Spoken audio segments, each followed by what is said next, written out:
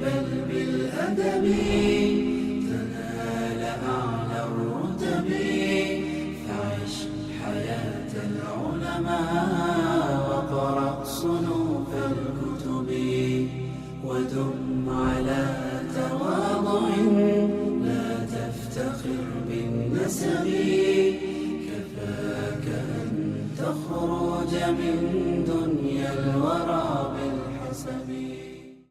أعوذ بالله من الشيطان الرجيم. بسم الله الرحمن الرحيم. لإيلاف قريش إيلافهم رحلة الشتاء والصيف فليعبدوا رب هذا البيت الذي أطعمهم من جوع وآمنهم من خوف. Allah subhanahu wa ta'ala gave the people of Quraish an honor. He gave the people of Quraysh an honor. And we're going to go straight into the next surah. And these two surahs, by the way, are very linked. They're very much linked. It's authentically narrated that Umar radiallahu anhu, when it came to sometimes in Maghrib prayer, he would recite both of these surahs together. Ubay ibn Ka'ab in his Mus'haf, he had these two surahs together without a Bismillahir Rahmanir Rahim. These two surahs are interlinked. And the topic and the theme is the same. The honoring of Quraysh and how Allah subhanahu wa ta'ala has honored the people of Quraysh. He honored them in terms of prosperity, in terms of safety when it came to the incident of the elephant, and He honored them financially in terms of in an economical way. He honored them. And how did He honor them? Allah subhanahu wa ta'ala, He says, لِإِلَافِ قُرَيْش. You know, this word, by the way, لِإِلَاف, is, you know, in the whole surah, this is a difficult word to unpack. Just the lam in li'ilaf, there's three different strong positions amongst the scholars of tafsir in terms of what does this lam mean. Before we kind of get to the lam, let's understand ilaf, and even ilaf is not the most easiest of words to unpack. Some of the meanings of ilaf, or one of the meanings that we're going to go with in terms of ilaf, ilaf comes from alafa or al-ilf, and what is being referred to is being accustomed to. Ilaf is being accustomed to. Li-ilaf.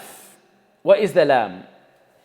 One of the interpretations of what this lam is, and this is the position of Ibn Jarir al-Tabari, is that it's lam al-ta'ajjub, lam of amazement.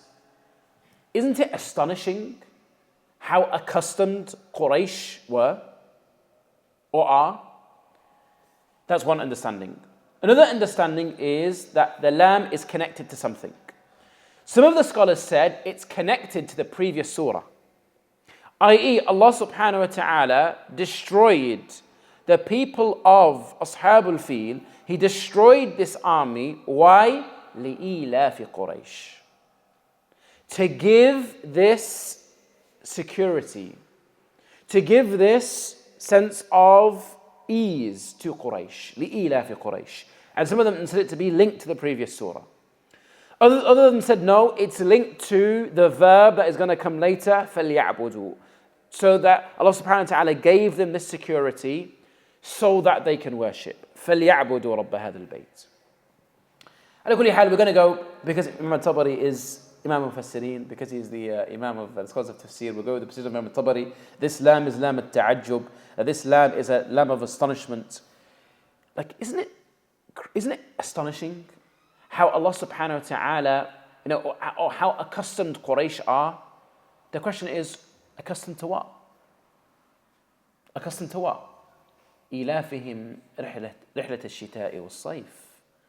How accustomed they are to the traveling, رِحْلَةَ الشِّتَاءِ, the traveling of the winter and the summer. رِحْلَةَ الشِّتَاءِ وَالصَّيْفِ. Quraysh, as we said, is a barren land. Quraysh is not a place where people are going to start growing different types of fruits.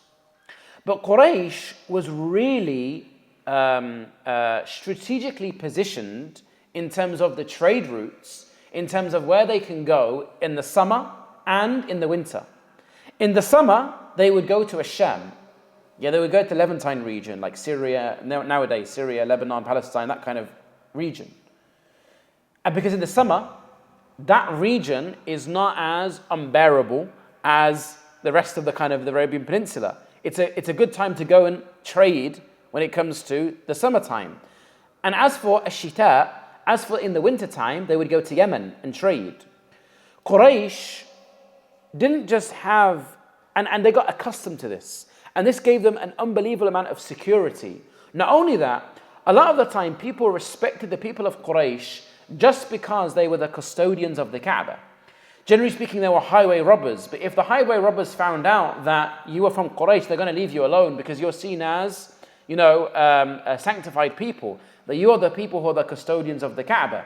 So Quraysh had this great strategic position that they could be getting different types of trade from different types of positions, and that's what the Meccans were famous for.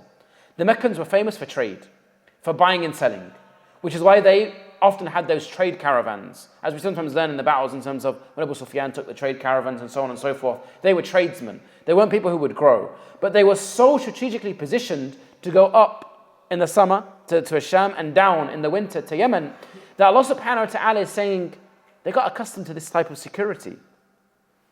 Yeah, they got accustomed to these type of trips without any difficulty, without people kind of interfering and taking their trade as they're doing these trips of Shita and As-Sayf. لإلاف قريش إلافهم رحلة الشتاء والصيف فليعبدوا رب هذا البيت.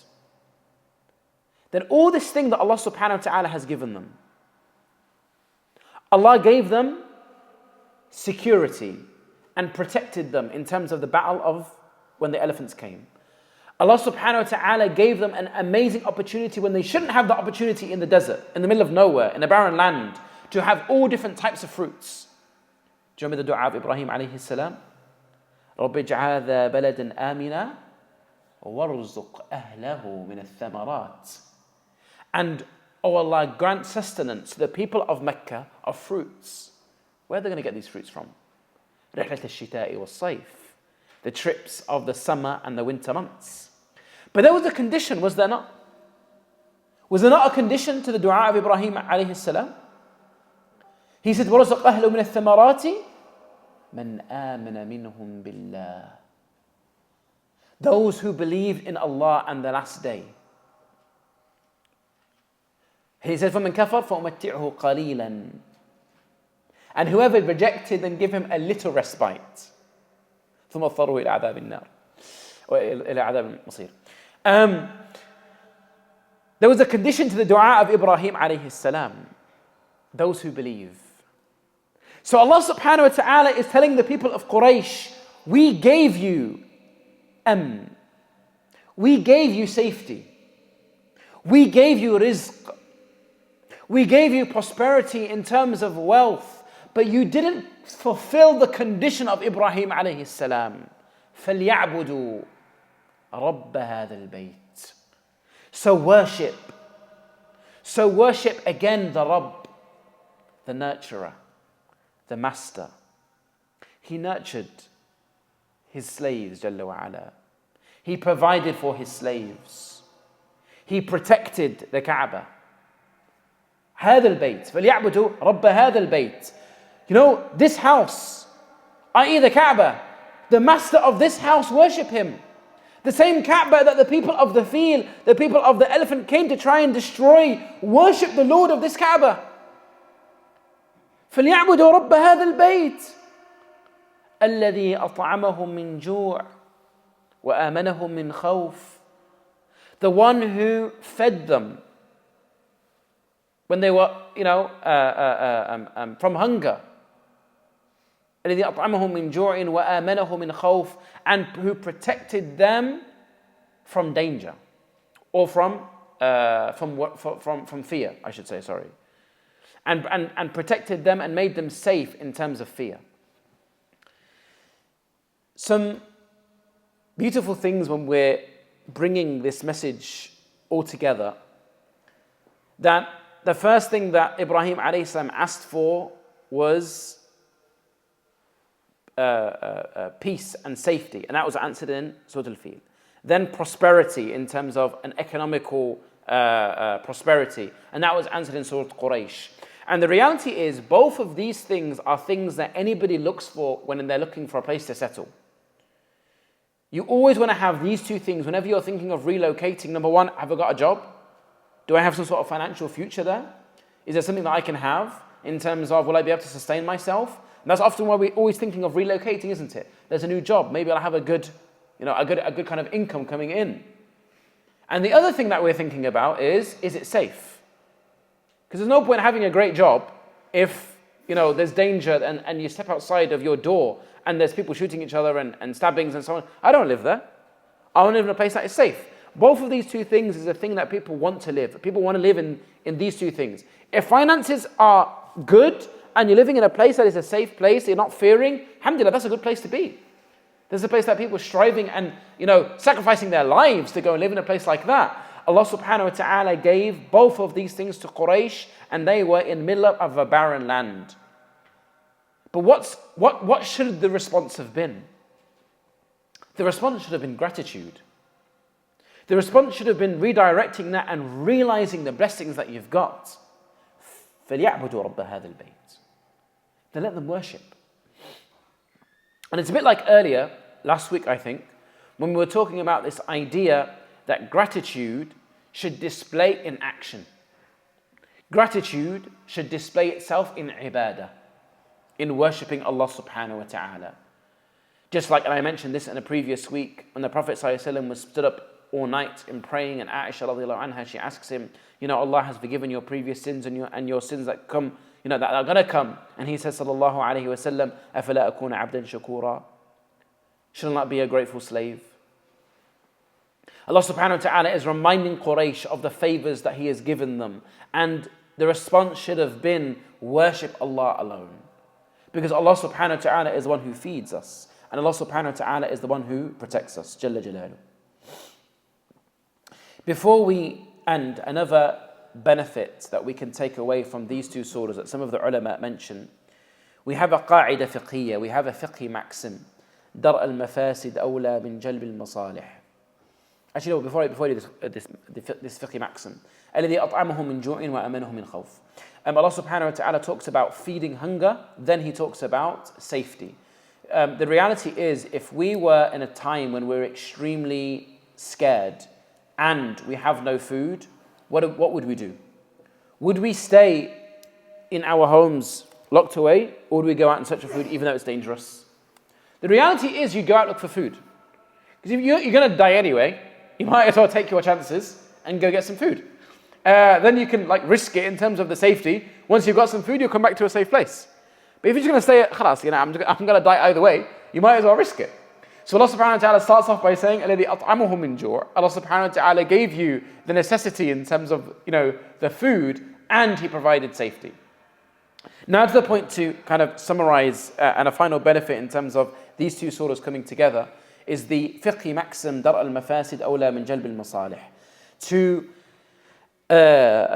leave mafasid, or to get rid of harm, is better than bringing in good. Dar al-mafasid awla min jalb al-masalih. It's better for you to remove harm than it is to get good. And that's why the scholars, they mention, you should actually focus on stopping sins before you're thinking about doing extra good deeds. The first point is actually dar al-mafasid. The first point is actually to stop sinning, to stop the evil. Stopping evil is more important than doing good. Yeah. When we have a look at these two surahs, what came first? Dar al-mafasid or jabr al-masalih? Dar al-mafasid came first. Removing harm was the first thing that Allah subhanahu wa ta'ala gave to Quraysh, in terms of the order of the surahs we're talking about. In terms of the incident of the elephant, Allah subhanahu wa ta'ala did dar al-mafasid. He got rid of any harm in terms of the harm of the army of elephants coming to destroy the Kaaba. But then after, in terms of the order of the surah, He gave them the masalih, He gave them the benefits in terms of the prosperity of Quraysh, the strategic location that they're in terms of doing the rihla, in terms of doing the travel of a shita'i or sayf, in terms of the travel of the summer and the winter months, in which that they could get all different types of fruits. And by the way, this idea of having different fruits is, in today's day and time, we're living in a time that no one's ever lived in history. That we can just walk over to Tesco's any day, January, February, any day of the week. Go to Tesco's and you'll see whatever you want to buy, whatever you want to buy. Apples, bananas, oranges, it's up to you. Buy whatever you want, as long as they've got it in stock, it's fine. If they don't have it in stock, go to Morrison's, it's fine. That kind of phenomenon never happened in history. People didn't have that kind of choice in terms of you get to pick whatever kind of fruits that you want and so on and so forth. But Quraish were, because of the dua of Ibrahim alayhi salam, certainly had a much better variety than most because of the center of trade that happened because of Quraysh, because of where they were, because of the Kaaba, and because of the traveling of Shita, it was safe. Finally, one thing that we should take away from this surah is to be grateful for our blessings and to be conscious of our blessings. And blessings is supposed to have action. It's supposed to have action. And the other, thing for us to take away is and realize that Allah subhanahu wa ta'ala can make any type of kaid, any type of plotting and planning fi tadleel, to go astray, to get destroyed. Now, when does Allah's victory come? When does Allah's assistance come? I think that's a topic for another time, because it's outside the scope of our surahs today. Lakin, realize Allah subhanahu wa ta'ala has the power to destroy any army. And He has the power to get rid of any type of plotting. And He knows all the plotting, Jalla Jalaluhu. He is the Rabb. He is the Master. He is the Nurturer. He is aware. Subhanahu wa ta'ala. Wallahu a'lam wa sallallahu wa sallam ala Sayyidina Muhammadin wa ala alihi wa ashabihi ajma'in.